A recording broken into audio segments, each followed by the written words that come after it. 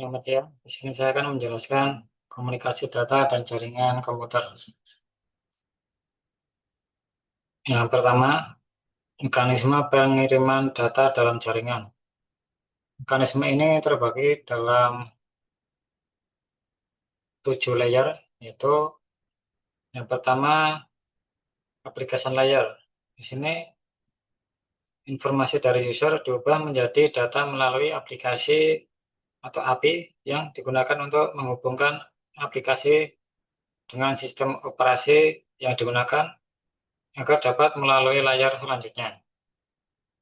Kemudian ada presentation layer. Di sini data diformat atau diterjemahkan ke bentuk standar agar bisa dipahami oleh komputer penerima. Kemudian ada session layer.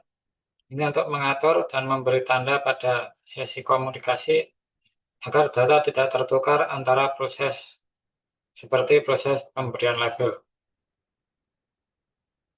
Selanjutnya transport layer, yaitu data akan dipecah menjadi segmen, kemudian diberi nomor urut, dan diatur pengirimannya menggunakan protokol seperti TCP atau UDP. Kemudian network layer. Segmen diubah menjadi paket dan dikirim ke alamat tujuan menggunakan IP address dan proses routing. IP address ini digunakan sebagai alamat tujuan, sedangkan metode pengiriman data adalah dengan routing atau dengan sebuah alat router. Kemudian ada data link layer. Paket diubah menjadi frame dan ditambahkan alamat fisik atau MAC address untuk pengiriman dalam jaringan yang sama. Kemudian physical layer, frame diubah menjadi bit yaitu 0 dan 1, kemudian dikirim sebagai sinyal listrik atau gelombang melalui mediasi transmisi. Jadi yang bisa lewat media fisik seperti kabel adalah berupa sinyal-sinyal listrik di mana 0 menandakan tidak ada sinyal dan 1 menandakan ada sinyal. Nah, komponen-komponen utama yang dilibatkan adalah ada PC, laptop atau server, di sini end device, kemudian NIC atau network interface card, switch, router, media transmisi seperti UTP atau fiber atau wireless, dan protokol atau TCP atau IP. Kemudian yang kedua, proses encoding. Di sini proses encoding yaitu data dibentuk menjadi bit. Data dari komputer atau teks, gambar, dan lain-lain diubah menjadi bentuk biner, untuk 0 dan 1. Penentuan skema encodingnya, sistem memilih metode encoding yang digunakan. Misalnya ada NRZ, terus ada Manchester, AMI, dan lain-lain. Kemudian pengubahan bit menjadi sinyal.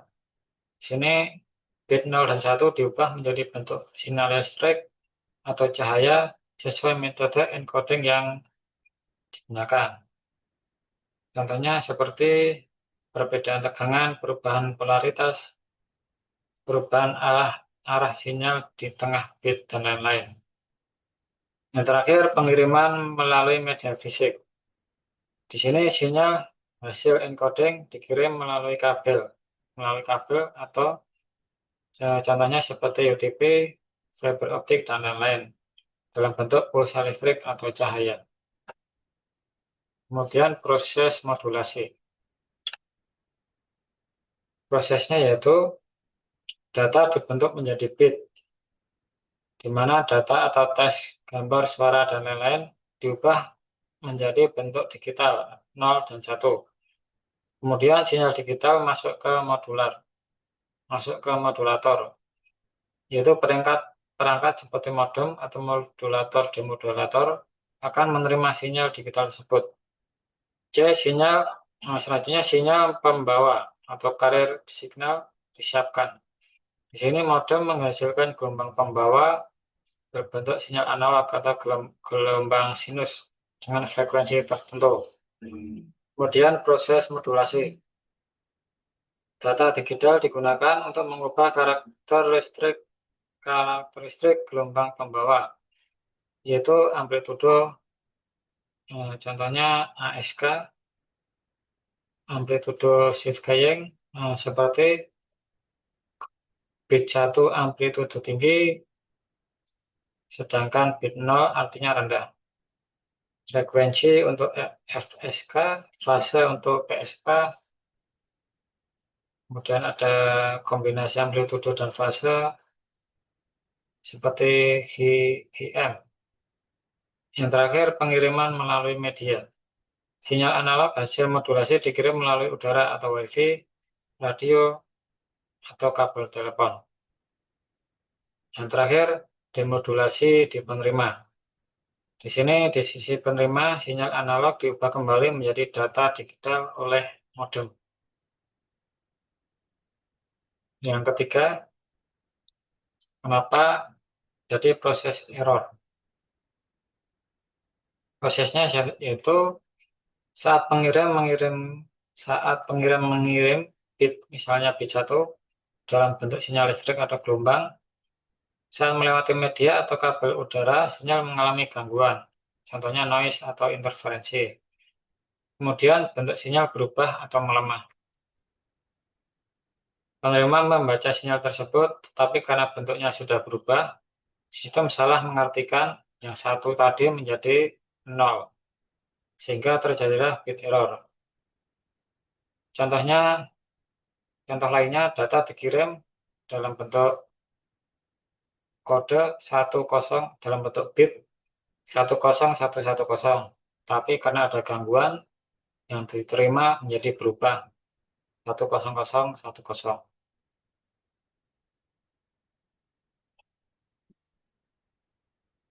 Penyebab terjadinya bit error yaitu contohnya noise atau gangguan sinyal, atenuasi atau pelemahan sinyal, interferensi, gangguan antar sinyal, distorsi, perubahan bentuk sinyal, collision atau tabrakan data. Ini contohnya, tadinya pengirim mengirim 1011, tapi berubah menjadi 1100. Kemudian yang keempat, metode meminimalkan bit error. Yang pertama ada error detection. Metode ini digunakan untuk mendeteksi apakah terjadi kesalahan data selama transmisi. Tetapi di sini tidak memperbaiki kesalahan secara langsung. Contohnya parity bit, checksum, CRC, dan lain-lain. Kemudian error correction, metode ini tidak hanya mendeteksi, tetapi juga bisa memperbaiki kesalahan tanpa harus mengirim ulang datanya. Contohnya Hamming code, forward error correction atau FEC. Yang ketiga, gangguan gunakan media berkualitas seperti fiber optik yang lebih tahan noise, kabel shielded, dan lain-lain.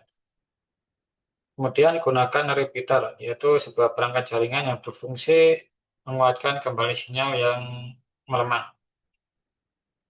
Yang kelima, batasi panjang kabel, karena setiap kabel jaringan memiliki batas maksimal transmisi. Contohnya, kabel UTP maksimal cuma 100 meter, optimalnya 100 meter. Yang terakhir, gunakan switching daripada hub. Gunakan switching daripada hub karena switching mengurangi collision dan menurunkan bit error. Yang kelima, delay transmisi. Delay transmisi adalah waktu yang dibutuhkan untuk memasukkan seluruh bit ke dalam media transmisi.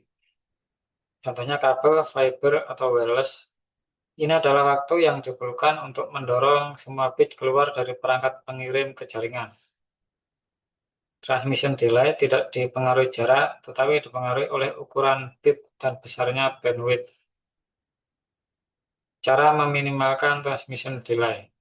Yang pertama, meningkatkan bandwidth untuk mengurangi transmission delay.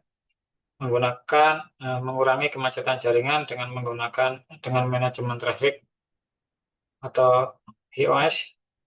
Yang ketiga, menggunakan perangkat jaringan yang lebih cepat untuk mengurangi processing delay.